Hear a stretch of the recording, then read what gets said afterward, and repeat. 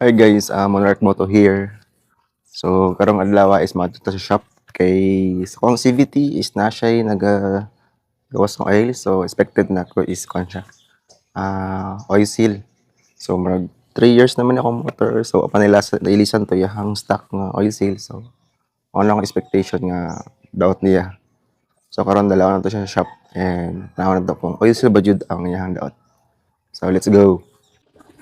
Hi guys, so na ako dito karon sa shop and oil seal lang yahang daot. Then, daot po ang fully set.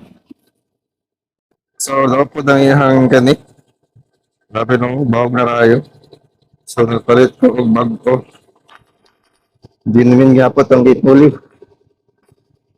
Nag-aftermarket. Then, iyang fireball, daot na po.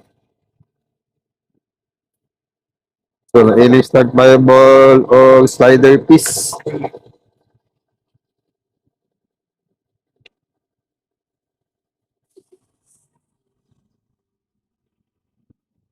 So, oil seal ang daot. Ayan, naipang ilisan.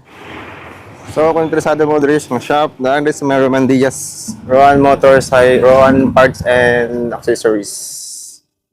Sa may Roman Diaz Street. Yan. Kantin rin sa may Japanese school. So, kasagaran nilang mga kanri is scooter. If scooter motor, I suggestion kaning nga shop. Apit na siya mga mag. Doon na lagi pang ilisan. From oil seal to chains of pulley, slider piece, and flyball. Apit na mga manay. So, shoutout ko kang boss. Boss. Camera, boss.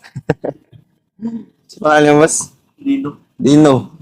So, kung magpaayos ng motor, guiding scooter, dahil mo sa Rowan, parts and accessories sa may Roman Diaz Street, bang sa Japanese school. So, kata lang and see you around. Thank you.